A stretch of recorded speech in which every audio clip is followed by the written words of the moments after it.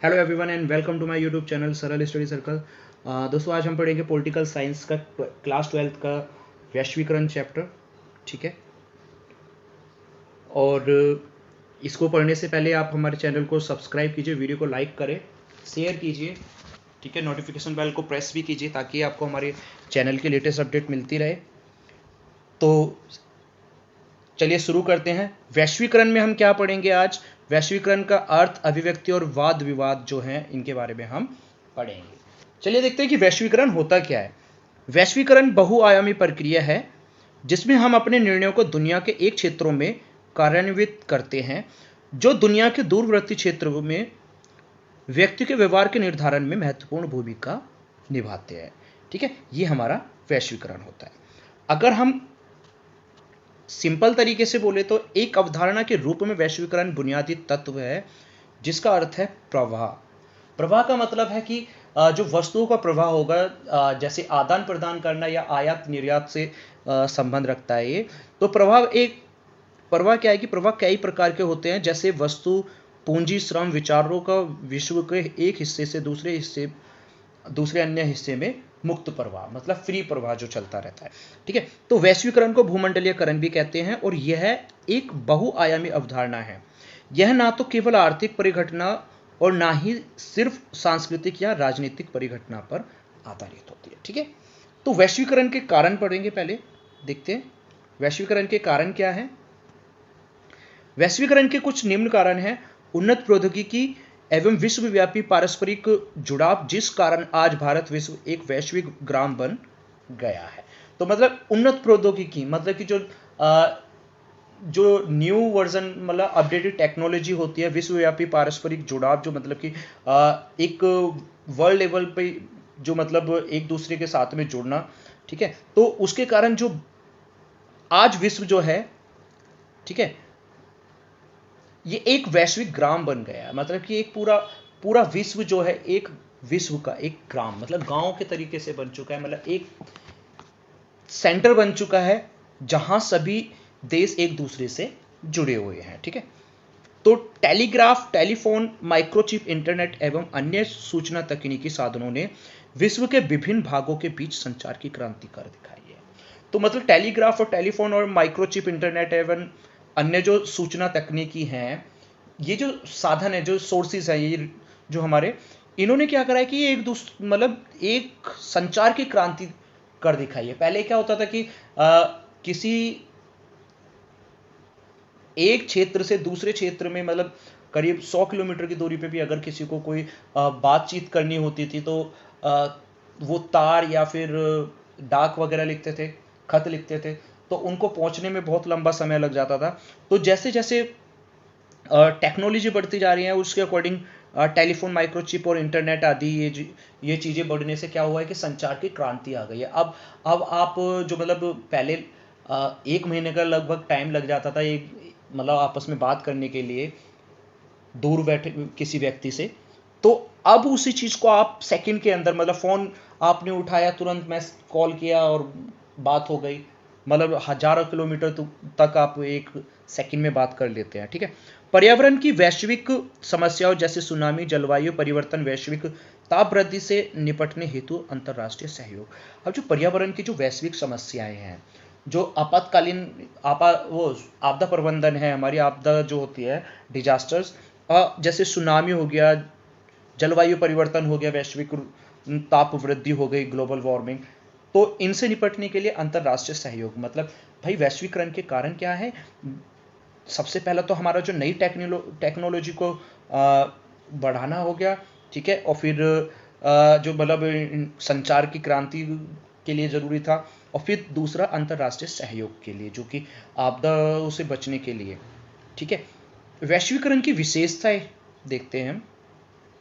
पूंजी, श्रम, वस्तु एवं विचारों को गतिशील एवं मुक्त प्रवाह। जो पूंजी, श्रम, वस्तु एवं विचार जो हैं उनको गतिशील एवं मुक्त प्रवाह, मतलब कि उनकी जो गतिशीलता है, जो उनका उत्पादन है, उनको बढ़ाना, और मुक्त प्रवाह मतलब एक फ्रीली फ्लो होना चाहिए उनका।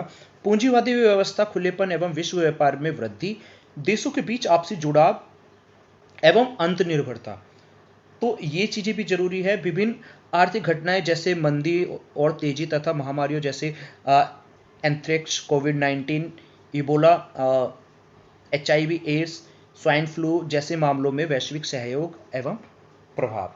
तो जैसा आपने देखा है कि विभिन्न आर्थिक घटनाएं जैसे मंदी और तेजी में एक दूसरे की मदद करना, दो देशों के बीच में अगर एक देश शक्तिशाली है, जैसे मतलब आर्थिक स्थिति में ज़्यादा शक्तिशाली है और एक गरीब है, तो वो एक दूसरे की मदद कर सकते हैं, ठीक है।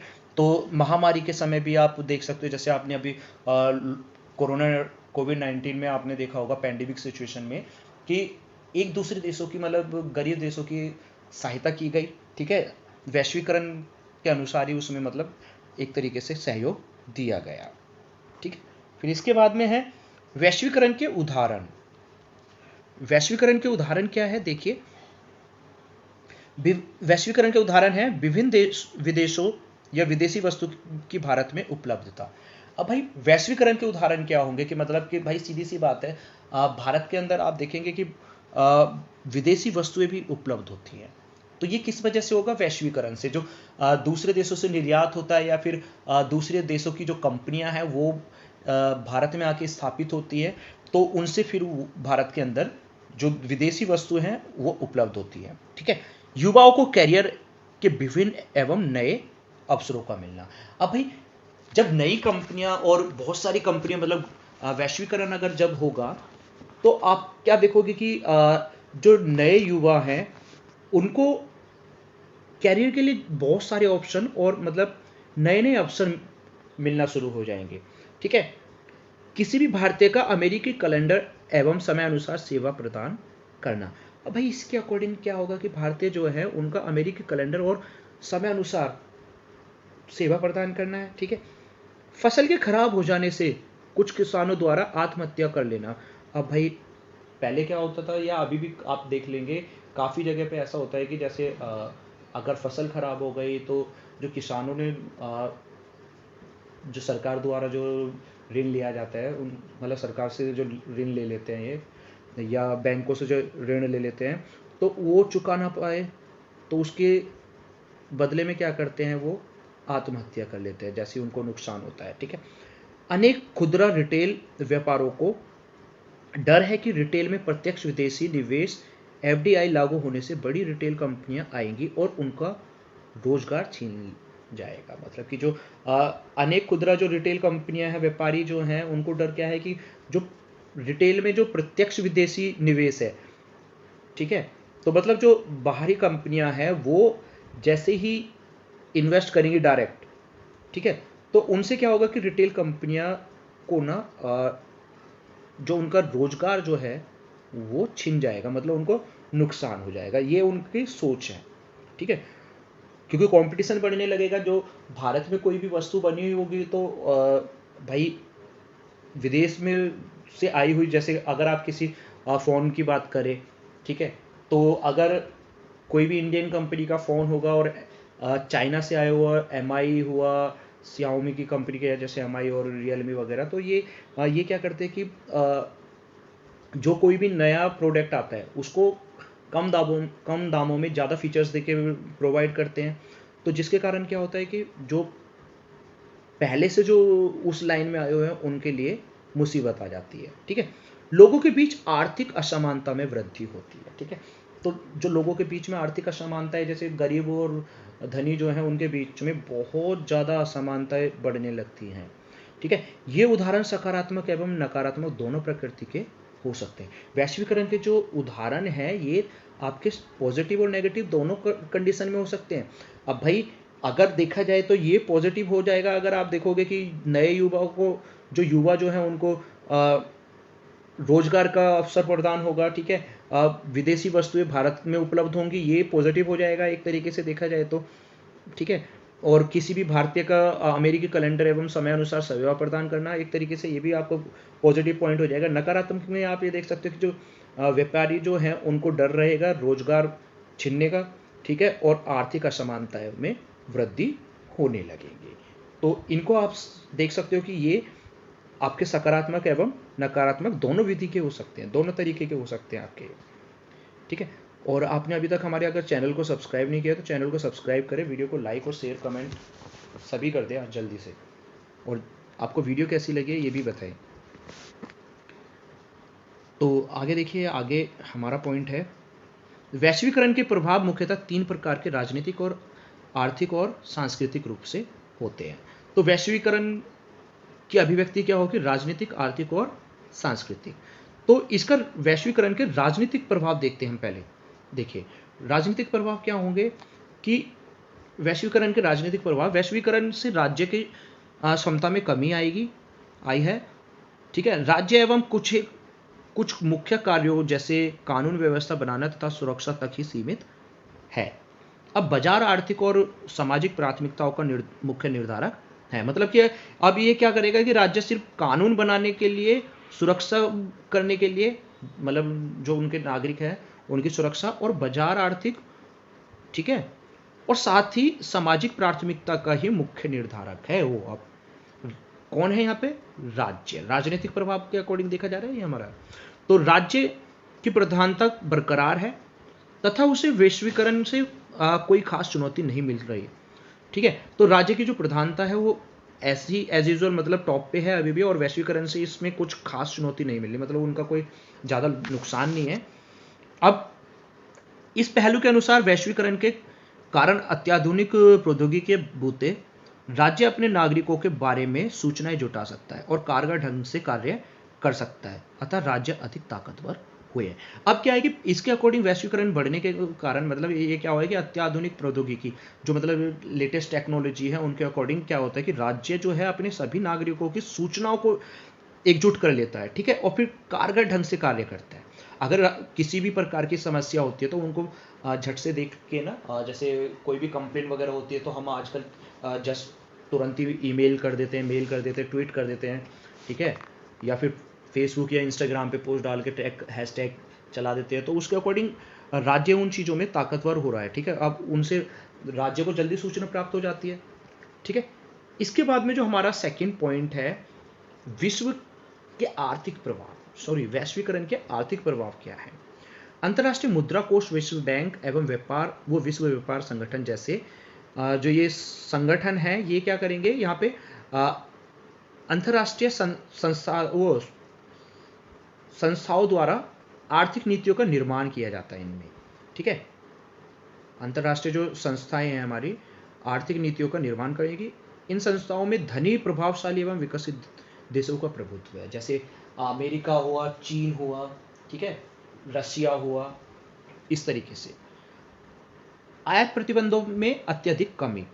आयात प्रतिबंध जो ज़्यादातर देशों में क्या कर देते हैं कि दूसरे देशों से जो कुछ मतलब वस्तुओं का आयात करते हैं उनमें प्रतिबंध लगा देते थे, तो मतलब स्वदेशी चीज़ों को अपनाते थे। अब उस पर ना ज़्यादा मात्रा में अत्यधिक कमी होने लगी है, ठीक है ना, वह प्रतिबंध कम होता है। पूंजी के प्रवाह से पूंजीवादी देशों को लाभ, परंतु श्रम के निर्बाध प्रवाह ना होने के कारण विकासशील देशों को कम लाभ। अब पूंजी के प्रवाह जो मतलब पूंजी का जो प्रवाह चल रहा है, जो फ्लो चल रहा है, उसके अकॉर्डिंग जो पूंजीवादी देश है, मतलब जिनके पास में संपत्ति ज़्यादा है या फिर शक्तिशाली है या विकसित हैं, उनको तो लाभ हो रहा है, लेकिन जो निर्बाध प्रवाह ना होने से जैसे विकासशील देश हैं उनको कम लाभ हो रहा है, तो उनको लाभ कम हो रहा है, ठीक है। तो विकसित देशों द्वारा वीजा नीति द्वारा लोगों की आवाजाही पर प्रतिबंध लगा दिया जाता था। मतलब पहले क्या होता था कि विकसित जो देश होते थे, जो मतलब ज़्यादा विकास मतलब प्रॉपर शक्तिशाली देश होते थे, वो क्या होते थे, वो क्या करते थे कि जो वीजा पे प्रतिबंध लगा देते थे लोगों के आने जाने पे, ठीक है, जो दूसरे देश का आके उनके यहाँ पे किसी भी प्रकार का व्यापार वगैरह ना कर सके। तो वैश्वीकरण के कारण सरकारें अपने सामाजिक सरोकार या सरोकारों से मुंह मोड़ रही है, ठीक है।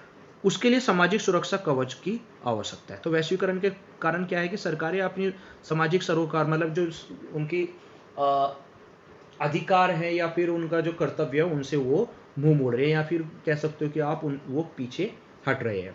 तो इसके लिए सामाजिक सुरक्षा कवच की आवश्यकता है, ठीक है। फिर इसके अकॉर्डिंग देखिए,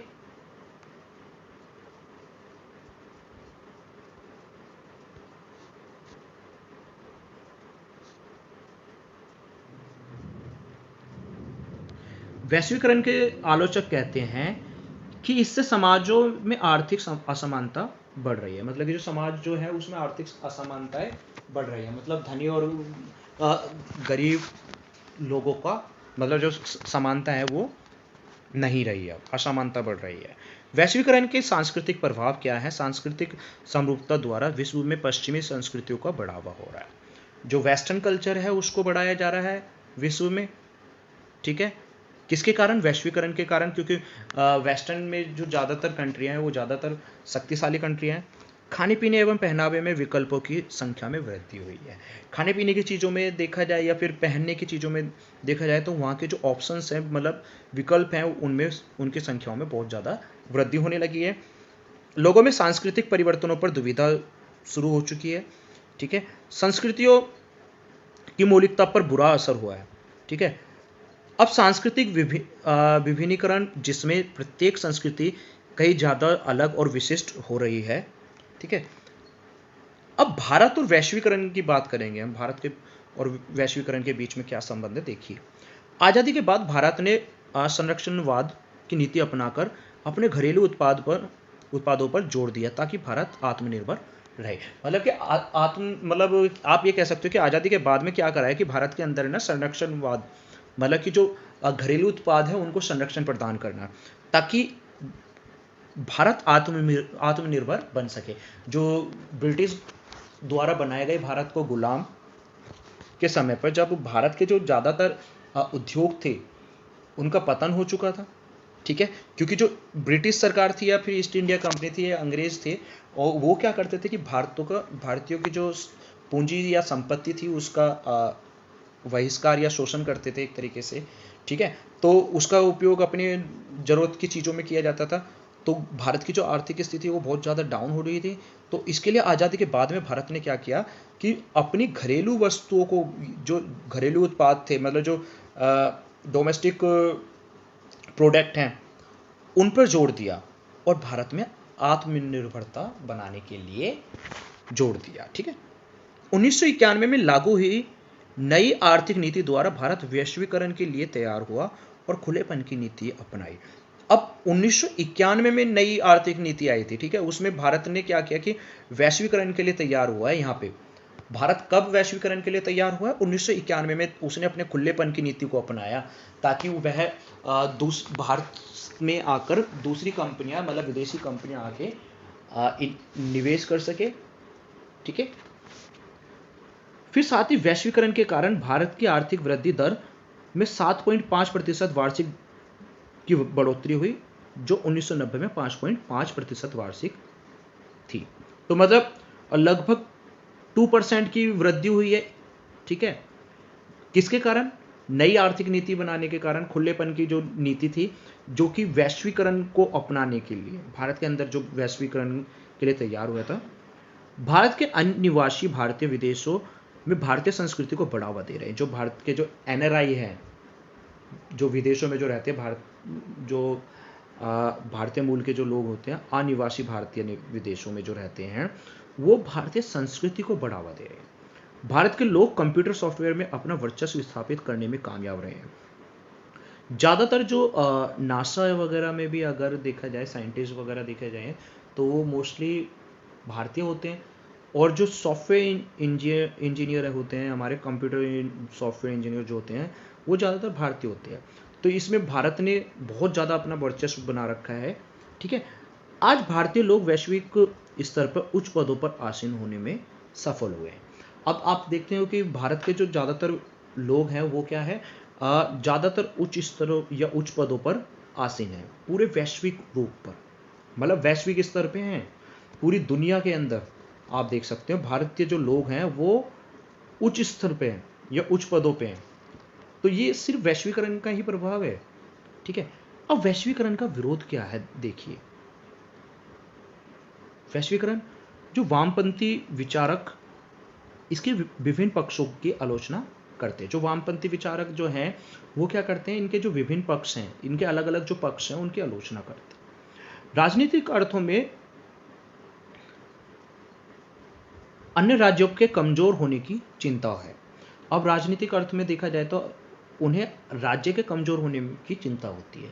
तो राजनीतिक स्तर पे देखा जाए तो राज्य जो है वो सोचते हैं कि राज्य की जो सरकार होगी वो राज्य को कमज़ोर होने के पक्ष में सोचते हैं कि वो राज्य कमज़ोर हो जाएगा वैश्वीकरण के कारण।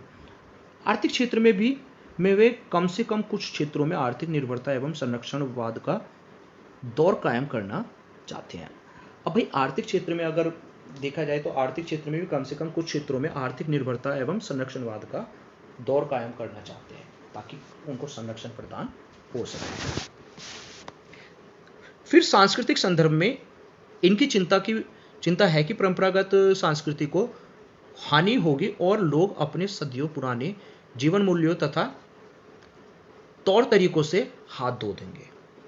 तो मतलब इनका मानना है कि सांस्कृतिक संदर्भ में इनकी जो सबसे बड़ी चिंता जो है वो परंपरागत जो संस्कृति जो हो रही चलती आ रही, जो मतलब सदियों से जो चलती हुई संस्कृति आ रही है अपनी, और उसकी हानि होगी और लोग अपनी सदियों पुराने जो जीवन मूल्य और तरीकों को भुला देंगे या उनका पतन हो जाएगा साहब। वर्ल्ड सोशल फोरम WSF नव उदारवादी वैश्वीकरण के विरोध का एक विश्वव्यापी मंच है। इसके तहत मानवाधिकार कार्यकर्ता, पर्यावरणवादी, मजदूर, युवा और महिला कार्यकर्ता आते हैं। तो मतलब वर्ल्ड सोशल फोरम क्या करती है कि इसमें नए नव उदारवादी जो हैं वो वैश्वीकरण के विरोध का एक विश्वव्यापी मंच है। इसके तहत मानवाधिकार कार्यकर्ता, पर्यावरणवादी, मजदूर, युवा और महिला कार्यकर्ता आते हैं, ठीक है ना।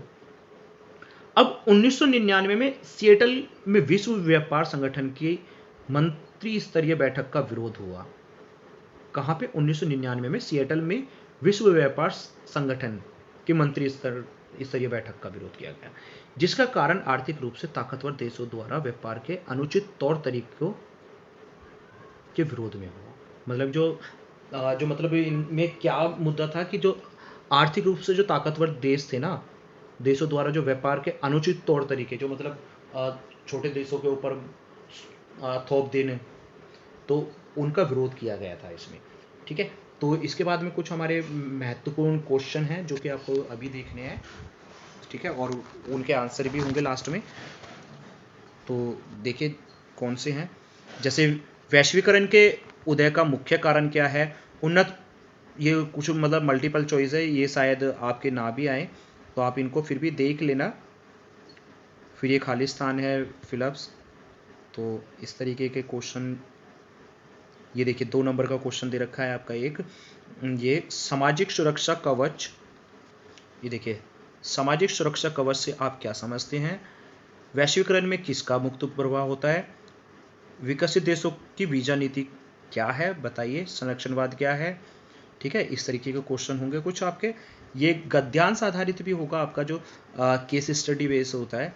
निम्नलिखित गद्यांश को ध्यानपूर्वक पढ़कर प्रश्नों के उत्तर दीजिए। भारत में वैश्वीकरण का विरोध कई इलाकों से हो रहा है। आर्थिक वैश्वीकरण के खिलाफ वामपंथी तेवर की आवाजें राजनीतिक दलों की तरफ से उठी है, तो इंडियन सोशल फोरम जैसे मंचों से भी औद्योगिक, श्रमिक और किसानों के संगठनों ने बहुराष्ट्रीय निगमों के प्रवेश का विरोध किया है। कुछ वनस्पतियों मसलन नीम को अमेरिकी और यूरोपीय फर्मों ने पेटेंट कराने के प्रयास किए हैं, इसका भी कड़ा विरोध किया गया है, ठीक है। तो इसके लिए फिर कुछ क्वेश्चन दिए गए। वामपंथी राजनीतिक दल ने वैश्वीकरण का विरोध क्यों किया है, इसके ऑप्शन दे रखे हैं, ठीक है, आप इसमें से देख सकते हैं। आर्थिक वैश्वीकरण का विरोध किसने किया? इंडियन सोशल फोरम जैसा वैश्विक संगठन कौन सा है, ठीक है। पेटेंट से आप क्या समझते हैं? फिर 4 नंबर के आपके क्वेश्चन है कुछ।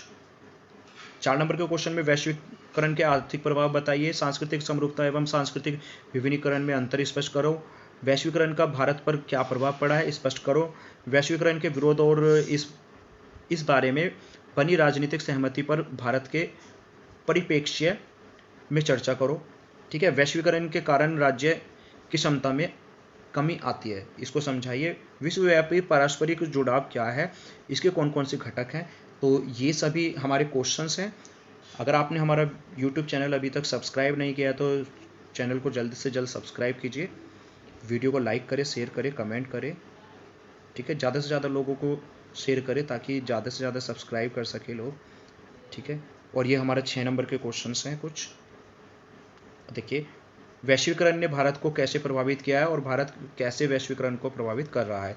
क्या आप इस तर्क से सहमत है कि वैश्वीकरण से सांस्कृतिक विभिन्नता बढ़ रही है? तर्क दें। वैश्वीकरण के कारण विकासशील देशों में राज्य की बढ़ती या कम होती भूमिका का वर्णन कीजिए। वैश्वीकरण का प्रतिरोध किन आधारों पे किया जा रहा है? ठीक है, ये कुछ क्वेश्चन से, अब इनके ये आंसर दे रखे हैं, ये इनको आप देख सकते हो। ठीक है, अगर आपको इसका पीडीएफ चाहिए तो आप मेरे को कमेंट भी कर सकते हो, मैं इसका पीडीएफ आपको प्रोवाइड करवा दूंगा। ठीक है, तो मैं लिंक दे दूंगा जैसे भी अगर आपको ज़रूरत पड़े। और इससे पहले की भी वीडियो मैंने कुछ डाली हुई है, तो उसका लिंक भी मैं आपको डिस्क्रिप्शन में दे दूंगा, तो आप वीडियो को लास्ट तक देखें। ठीक है, ये कुछ आंसर्स हैं, ये सभी आंसर हैं, और डेफिनेटली इनमें से कोई ना कोई क्वेश्चन आपका पक्का फंसेगा, आप देख लेना इनको। ठीक है, और ये स्मरणीय बिंदु जो हैं, ये इसका मतलब जो हमने जो डिस्क्रिप्शन अभी पढ़ा था पूरा, ठीक है, और जो हमने डिस्क्राइब किया वो पूरा उनमें से ही इनके आंसर होंगे। ठीक है, तो ज़्यादा समय ना लेते हुए इस वीडियो को आप यहीं समाप्त करते हैं। और अगर आपका किसी भी प्रकार का कोई भी क्वेश्चन है, कोई भी डाउट्स है, आप कमेंट करके आप पूछ सकते हैं। और वीडियो को लाइक करें, शेयर करें, वीडियो को एंड तक ज़रूर देखें, और नेक्स्ट वीडियो के लिए कनेक्ट रहे हमारे साथ में। Thank you for watching.